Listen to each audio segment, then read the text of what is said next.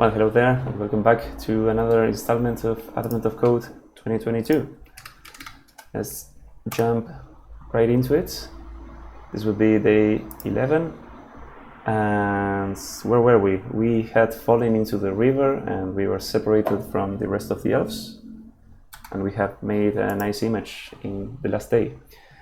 And by the way, it's 6 p.m. I would like to make this in less than an hour, so let's try to keep it focused and hopefully squeeze it in less than an hour. I know that's a tall order for me. I tend to go into tangents, but let's try to keep it straight. So, day 11, monkey in the middle. As you finally start making your way upriver, you realize your pack is much lighter than you remember. Just then, one of the items from your pack goes flying overhead. Monkeys are playing keep away with your missing things. What is keep away? So keep away, also called monkey in the middle. Okay, it's the name of today's puzzle. Piggy in the middle, pickle in a dish, pickle in the middle, or monkey is a children's game in which two or more players must pass a ball to one another while a player in the middle attempts to intercept it. Okay. The game could be considered a reverse form of circles dodgeball because instead of trying to hit people in the middle with a ball, players attempt to keep the ball away from them. The game is played worldwide. Well, I don't know if worldwide is kind of an exaggeration there. I mean, this game makes me think more of the bullies in movies from the United States, where the bullies throw the things from a bullied kid, and they don't let him get them. So I don't know. It doesn't seem like a very fun game, and it seems like the monkeys are doing that to us with our things. So that's not good. Let's continue reading. To get your stuff back, you need to be able to predict where the monkeys will throw your items. After some careful observation, you realize that the monkeys operate based on how worried you are about each item. Okay. You take some notes, your puzzle input, on the items each monkey currently has, how worried you are about those items, and how the monkey makes decisions based on your worry level. For example, so this is an example of my puzzle inputs. Okay, this seems like there's going to be a lot of parsing today. So monkey 0, starting items 79, 98, operation new equals all times 19. Okay, we're doing some maths parsing, it seems. Okay, test divisible by 23. If true, throw to monkey 2. If false, throw to monkey 3. Okay, and then we have 3 other monkeys with different items, different operations. So we also have, here it was multiplication, addition, multiplication by itself. So I guess that's kind of exponentiation. But okay, all the operations are simple, one algebraic operation, addition or multiplication, it seems. Then all the tests are divisible by something, and then throw all the if true and false look the same. Each monkey has several attributes. Starting items list your worry level for each item the monkey is currently holding in the order they will be inspected. Okay, so these items are not identifiers of the items, they are my current worry level about the items. Okay. Operation shows how your worry level changes as that monkey inspects an item. An operation like new equals all times 5 means that your worry level after the monkey inspected the item is 5 times whatever your worry level was before inspection. Okay. Test shows how the monkey uses your worry level to decide where to throw an item next. If true, shows what happens with an item if the test was true. Okay, if false, the same if the test was false. After each monkey inspects an item, but before it tests your worry level, your relief that the monkey's inspection didn't damage the item causes your worry level to be divided by 3 and rounded down to the nearest integer. Okay, so it's an integer division, this thing. So this is after the monkey inspection, but before it tests your worry level. Okay. The monkeys take turns inspecting and throwing items. On a single monkey's turn, it inspects and throws all of the items in its holding one at a time and in the order listed. Monkey 0 goes first, then monkey 1, and so on until each monkey has had one turn. The process of each monkey taking a single turn is called a round. Process of each monkey. Okay, so in each round, each monkey takes a turn and throws all the items, inspects and throws all the items in order. When a monkey throws an item to another monkey, the item goes on the end of the recipient's monkey's list. Okay, a monkey that starts a round with no items could end up inspecting and throwing many items by the time its turn comes around. Sorry, what? A monkey that starts a round? Okay, yes. It could start a round with no items, but then other monkeys would have thrown items to it, so it would have items to be thrown. If a monkey is holding no items at the start of its turn ends. Okay, makes sense. In the above example, the first round proceeds as follows. Oh, damn, it's a lot. I won't read it all, of course. Monkey 0, monkey inspects an item with a worry level of 79. Worry level is multiplied by 19 to 1501. Monkey gets bored with item. Worry level is divided by 3 to 500. Okay, so it's a rounded division. Current worry level is not divisible by 23. Item with worry level 500 is thrown at monkey 3. Okay. And then the same monkey inspects another thing. It's not divisible. Let's see if we see something that is divisible. It's not divisible. Not divisible. Not divisible. It's divisible by 13. And it's this number, 2080. Okay. Well, it seems like it's a relatively straightforward thing what each monkey does, but we'll have a lot of parsing and modeling of this thing. After round 1, the monkeys are holding items with these worry levels. Okay. Monkeys 2 and 3 aren't holding any items at the end of the turn. They both inspected items during the round and threw them all before the round ended. This process continued for a few more rounds. So after round 2, okay. So a few more rounds, 15 and 20. Look at those numbers. It seems like the worry levels of the numbers tends to go down, it seems, right?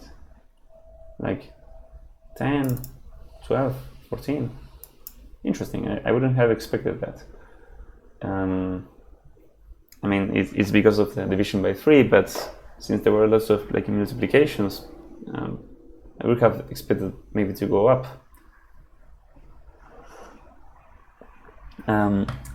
Chasing all of the monkeys at once is impossible. You're going to have to focus on the 2 most active monkeys. Okay, if you want any hope of getting your stuff back, count the total number of items each monkey inspects. Sorry, the total number of times each monkey inspects items over 20 rounds. Monkey 0 inspected 101 items, and monkey 3 105, and poor monkey 2 only 7.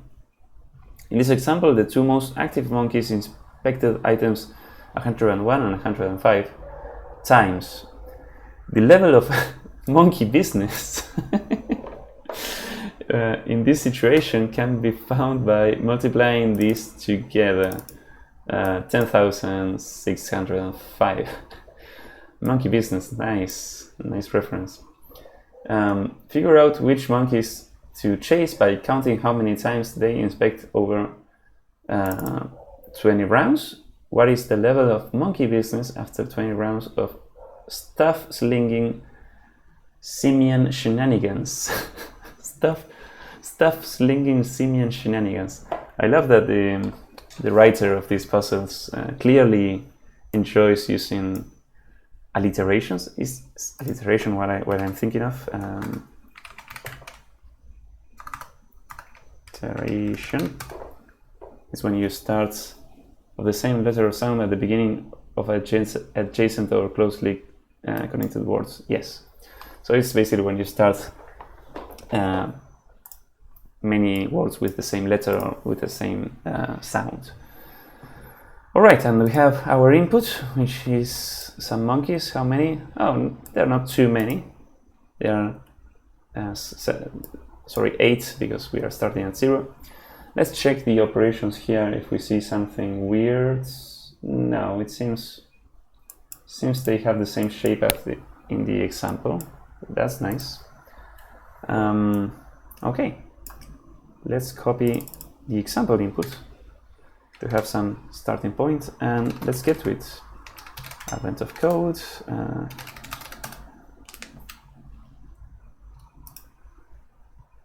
One thing I did from since the last video was to rename the files that for each of the daily puzzles to include the name of the puzzle. This way is kind of a reference, you know, when you see it here in main. It's a nice callback to all the different puzzles, and they are also more findable. If I think of, well, what was this puzzle about a rope? I can search for rope, and it's this, rope bridges. And you know, I really enjoy the writing on Advent of Code puzzles, so I think having, you know, a reference to that is pretty good. Otherwise, it's just you only read run and you don't know what the puzzle is about. This way you have a name to anchor to something. Anyway, let's create the input for today's puzzle, paste the sample input, and create a new file. It will be day 11, and let's follow these formats. Monkey in the middle, parse. And let's import it. Day 11, monkey in the middle. And let's use it here.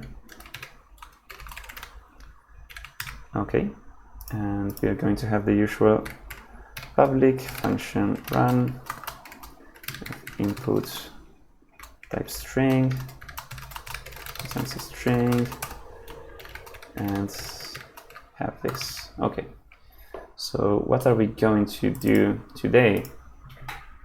Yes, we have to start by parsing this thing, which is gonna be something. Well, we could start by modeling, like maybe defining. I guess I'm going to parse each of these things and put it into some kind of structure to represent each monkey. So let's define that structure. Monkey. So what will a monkey have? It will have items that are things that it will inspect and throw. Right, so items could be a vec of item, but I could use like just an integer to represent the item, and the integer is like the worry level about that item. Then we have operation. Dang. How we will represent the operation? I mean, I can think of a couple of alternatives. One could be to represent it in a data structure. So you could have like an enum to say, well, also just, you know, have the 3 items of this, like operands, like left-hand side operation or operator, and right-hand side, and well, the operands could be either could be a variant, an enum of either old value or a number, and then when we need to compute this, we would like make the computation based on that data structure. Or we could also maybe try to store a closure for these things. But I don't know. So let's do something. Let's do operation. I don't know if I can do something like to do here. If I save, probably not. I finish code, but I don't think it can be like a type. Yeah. So let's do something. Let's put an invalid type here and then see what the compiler tells us. Then we have the test is a divisibility test. So we could call this thing div test. Well, actually, this would be the div test divisor. Yeah. And the if true and if false are basically what's monkey to throw things to. We don't need to have, I think, the monkey's ID or number in this struct, because we can store these monkeys in an array, and well, their IDs will be their indices in that array. So let's say if true receiver will be the index of the receiver monkey if true, and if false receiver. Okay, something like that. And we're probably also going to need another field to count the amount of inspections that monkey has done. So okay, but let's think about that when we are implementing the inspections. So for now, let's grab this input and do something like, well, let's parse this thing first. It's going to be a vec of monkey. We can like let it be inferred. And we have inputs. We're going to split by double new line, not mn, because these things is each separated by 2 new lines. And then map this with parse monkey and collect. Okay, and we need a parse monkey function. Of course, the Rust language server does not provide us a suggestion to create this, so let's create it our own. And this will be we could call it input 2, the input for a single monkey. It's going to be a string slice, and we'll return a monkey. So how are we going to do this? Well, I guess we could start by declaring this thing like this and see. We will need first the items. So I guess we could have the lines here also collected. So let's lines be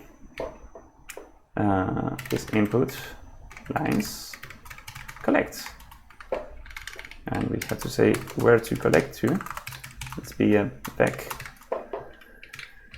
And actually, maybe we could also strip these lines, so to remove any trailing starting white space. So I think that would be useful if we then split the lines by words. So how do we do this? It's going to be a lot of parsing code, it seems. So let's map it with string. Is there a strip prefix?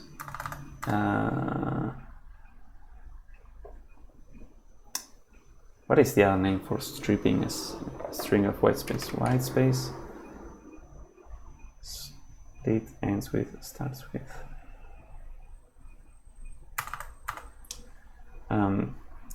Actually, there was a split white space. That's interesting. I didn't know about that one.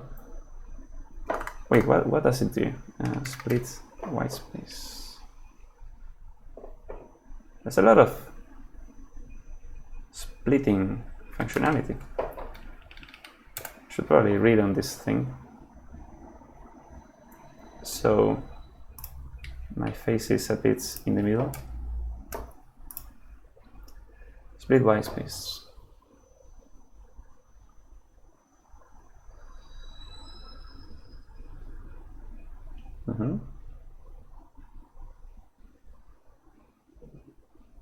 What kind of white space are considered? So, oh, look at this. It's pretty good. If you have starting white space, split white space just gets rid of that. That's pretty good. So we don't need to strip the thing here. Can get rid of the map. And now, how do we then parse other things? We'll have the items. So, well, for each of these, we could split by the column to get the actual data. That could be a start. So let's try to parse the items.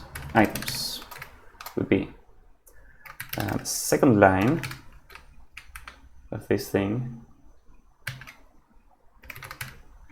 split once, right? I think so. Or I guess we could also get like the we could actually do this splitting and getting the data for every line. Seems like because we are going to do this for everyone, I think. So let's do lines data, and we are gonna map each line here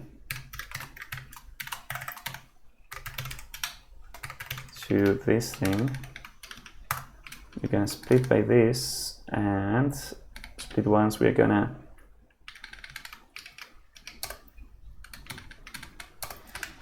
expect this value. Line should have a column, or actually we don't need all the input. We are going to skip the first line, I think. Yeah, because monkey 2, I don't care about that, so let's skip one.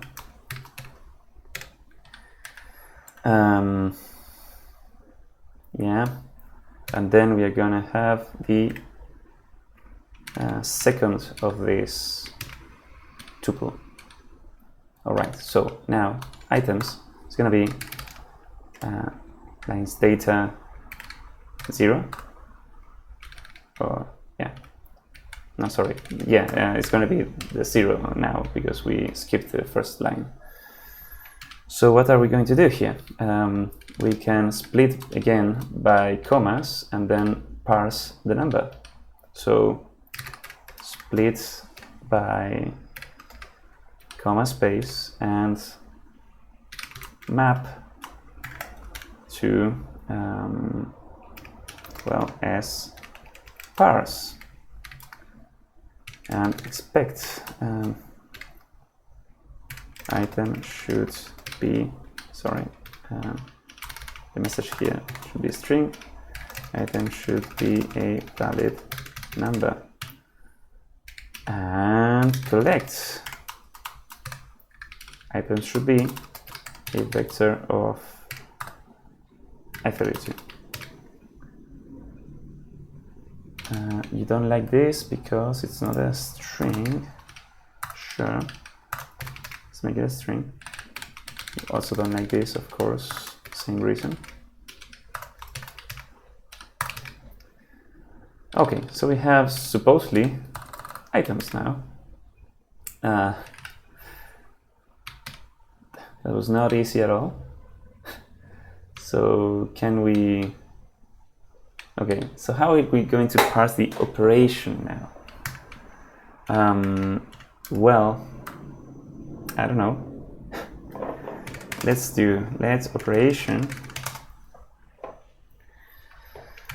We can get the second line data and split and get all the words. And then what? And then create a closure. Yeah, let's try to go for the closure idea first and see what happens. So let's say let operation words be length data 1, not words, split and collect. So again, this is going to be a back. We are doing a lot of allocations for this also. So now, what do we do with this? Let's say let operation be. We can match these words that we have. Match operation words. I guess we could slice this. And we can have some different cases. So let's say if we have old equals new, and then well, let's start with addition and right hand side, let's call it.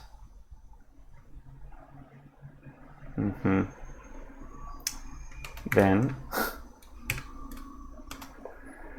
we're gonna have make the operation be a closure that's gonna take the previous the current worry value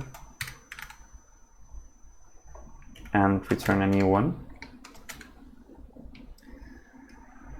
which will be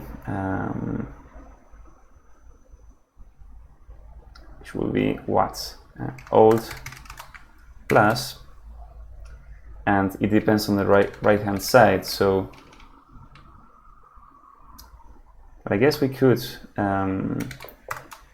make this super explicit. So I don't know if we have a case for old plus old.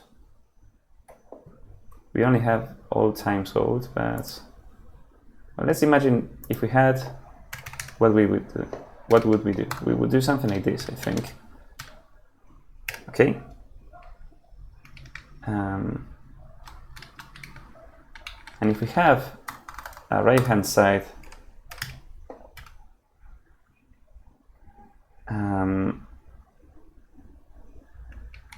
we would do, well, we could actually parse this right-hand side. Let n be right-hand side parse. This would be an i32 and return all plus n. We can actually call this right-hand side.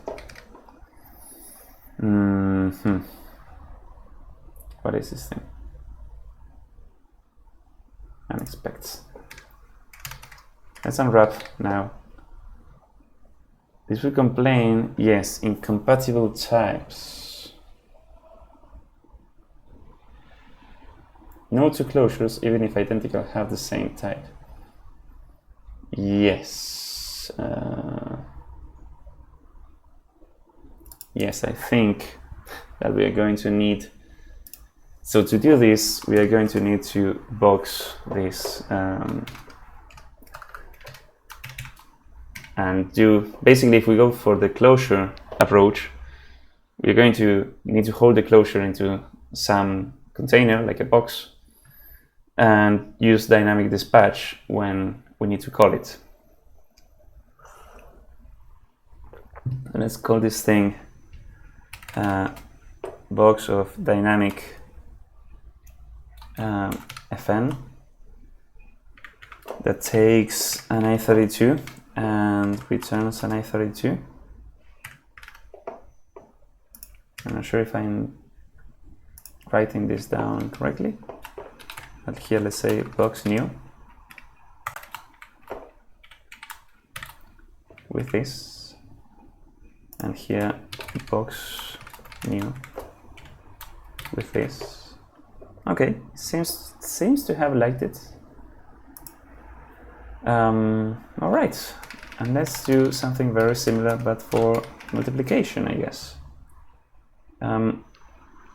We could probably do an if, an if statement.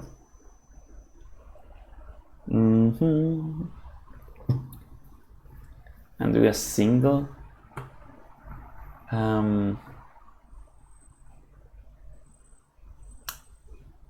Yeah, I mean, we could probably do an if statement for this.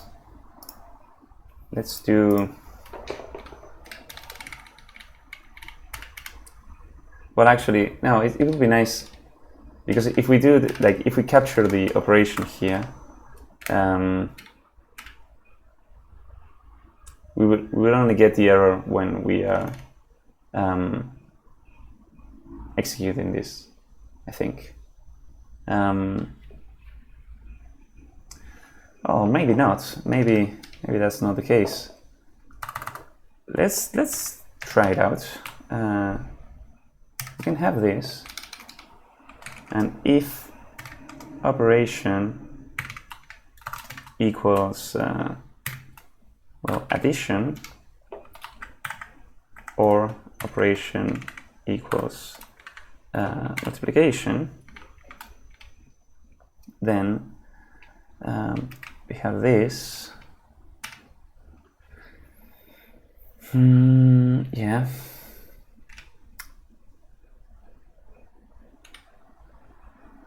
And now we can say something like, well, we have the right-hand side. So, oh, but we need to, Dang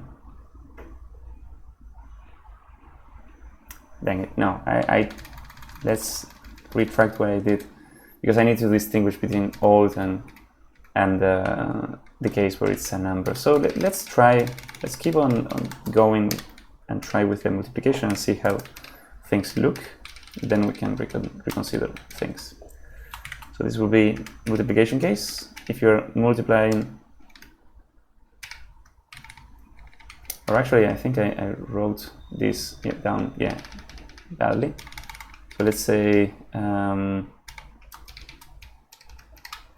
this old should be new. Maybe here goes the old. And yeah, this is multiplication. We're gonna do a very similar thing.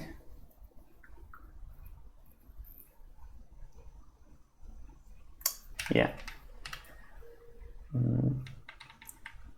Not a huge fan of this so far. But let's roll with it for a moment and see if it actually makes sense to put this here. So we're going to put this into operation. And well, actually we can use the same type in here. And this is happy now. Nice. Now it's going to say divisible by 17.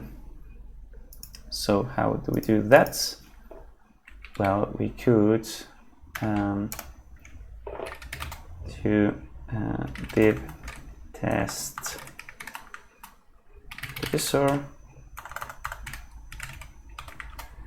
be lines data, where are we? Like third? No, operation was this 2. Well, the third data is number 2. It's gonna say divisible by, so I guess we could try to do something like, what do we want?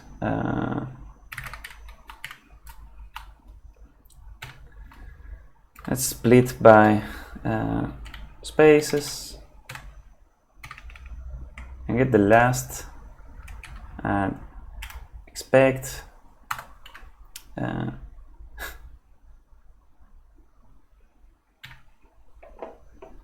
times of so many expects, I think this might be a good case of using, like, returning an optional here or a result and using the abbreviated syntax with the question mark.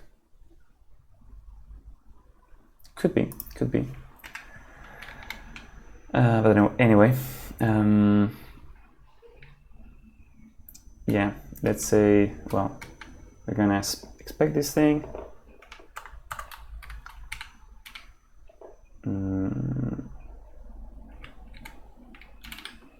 I don't know, the line should have I don't know what expectation to write for this, like line should have a last word. So let's unwrap and then think about making code better. So we're gonna do that, but we also need to parse. And again, we need to expect a number here.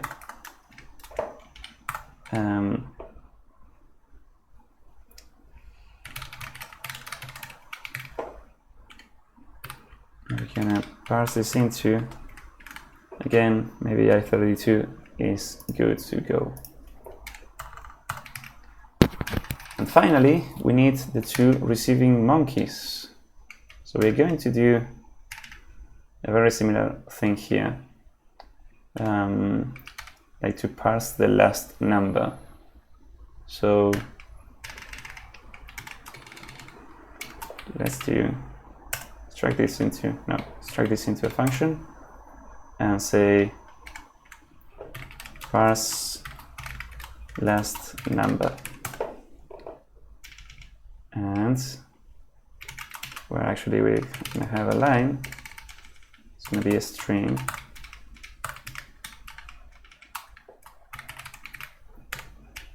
All right, and here we're going to pass last data 2. Gonna do a similar thing, and actually we don't need the type here. If true receiver,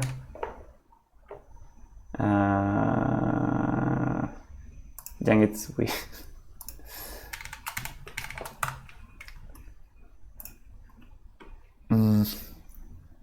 the receiver here is actually a usize. Can we pass it a t here and say parse last number t, please, parse t.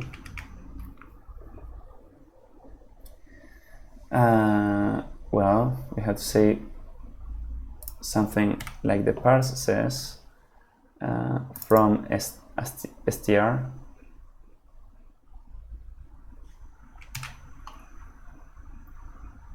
So yeah, t needs to implement from str, and we can import this. And it didn't like it, it seems.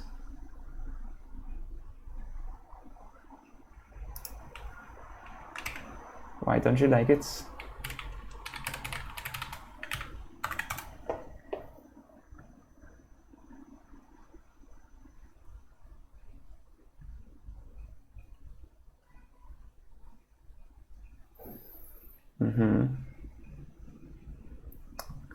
Well, let's not really think about this now. Let's copy paste like crazy. So we're going to use lines data 2 and do this thing. And we're going to just parse into an I32, and you're gonna do the same thing for lines data 3, and this one is gonna be parsed into a usize. Okay.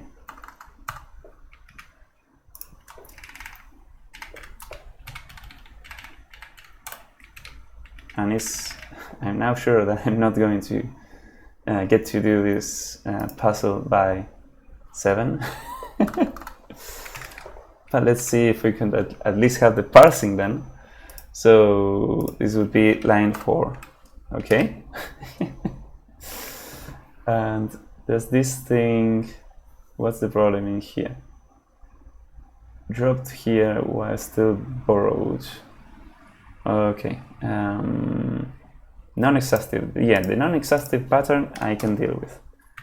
So this should be unreachable.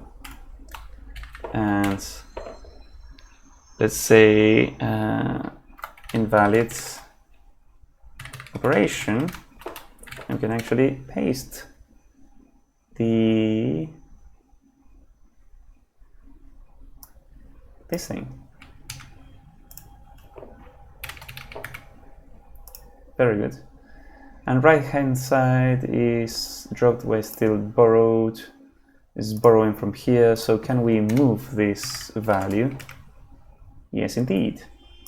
So a moved closure is just a closure that grabs its values by moving them or copying them if they are copyable. So it holds, like it takes ownership of them. So okay, look at that parsing code, beautiful. Man. So let's see if we actually have parsed something correctly. Well, we could execute now and see if it explodes. It didn't explode, that's surprising. So let's see if actually we got the data. So we could derive debug for this. Oh no, don't tell me that there's not implement debug, try debug, blah blah blah. Can I ignore this?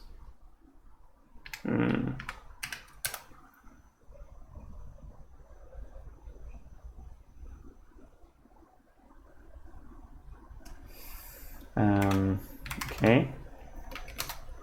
Rust debug ignore fields. Hey, there is a debug ignore. Sounds like what we want.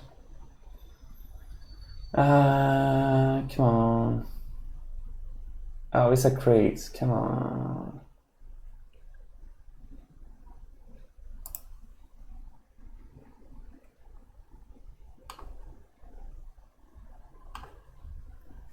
Let's say debug print closure.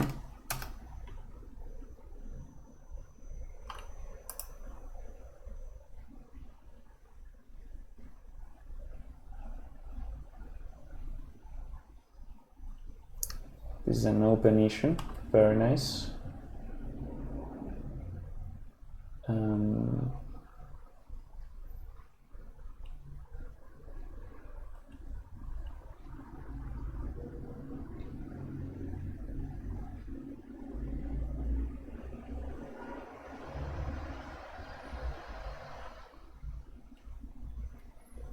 Come on, let me ignore this somehow.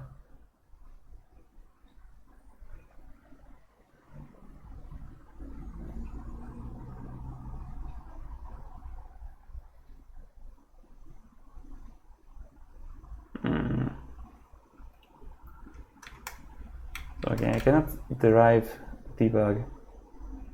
Can we implement debug for this? Maybe.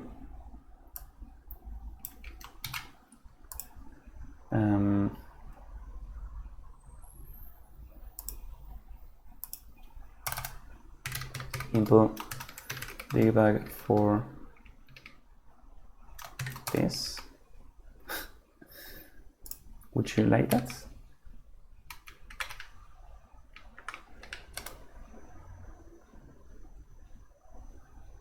It's not a trait. What do I need to implement actually for debug? Yeah, it's a macro, but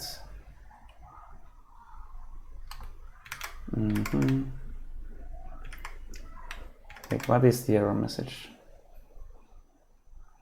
Cannot be formatted because it doesn't implement debug. So that's like, come on, it is, as far as I understand, it is, it says it needs to implement debug. Debug traits. I need to, I guess I could probably need to import it. So we can't use this, debug. Okay, planet missing members. So we need this, and we're going to just return, sorry,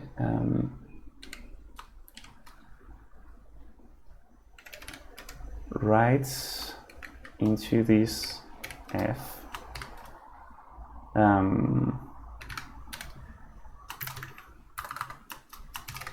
closure.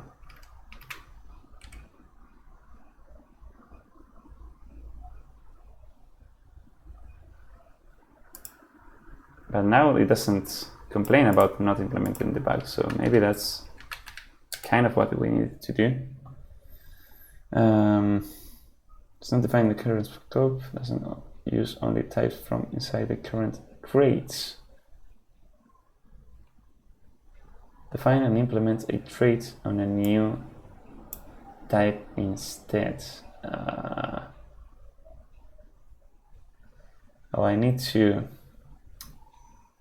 come on, I need to wrap this in a new type. That's kind of lame. Can't we say something like type operation is this, like a type alias operation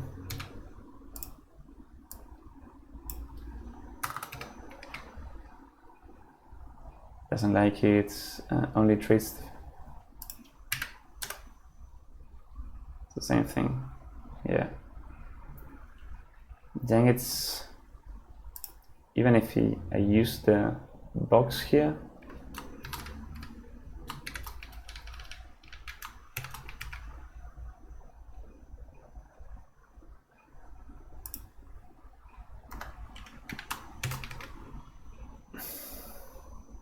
not really. No, like, come on, like, I just want to see if I parse this thing correctly. I don't really care about debug printing, but I guess, well, I guess I could just print manually. So let's go for monkey in monkeys.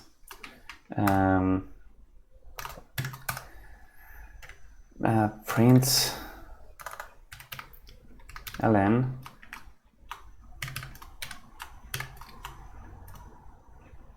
let's say well, items, it's gonna be what's the monkey items. Yes, we could use debug print for this. What else are we going to have? The operation we cannot print. The divisibility test, div test divisor, sure, if true monkey, it's gonna be this, if true receiver, and if false,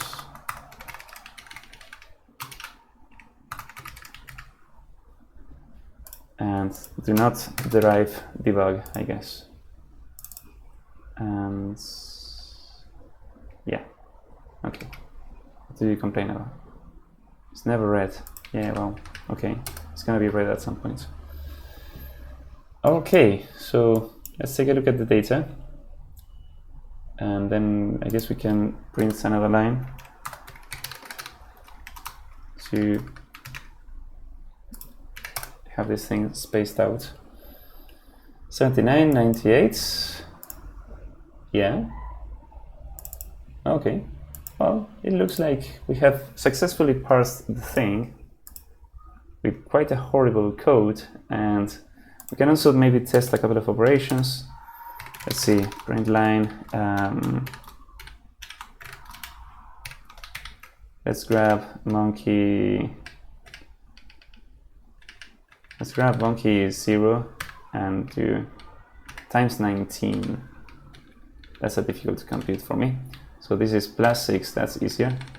So we're gonna get the monkeys 0 operation and call it with, I don't know, 10.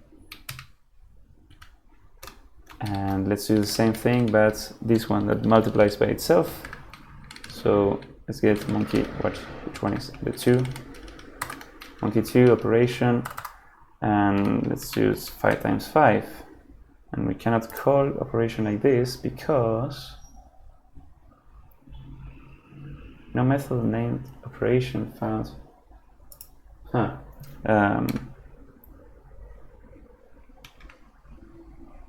Can we call you like this?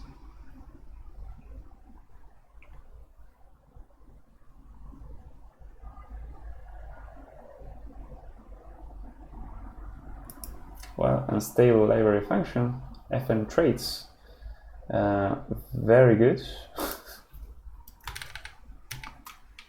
Can we maybe get a reference to this? Let's operation be this, and do op like this. It doesn't look like a method now. What are you complaining about now? Now don't copy the box. Let's just reference it. And come on.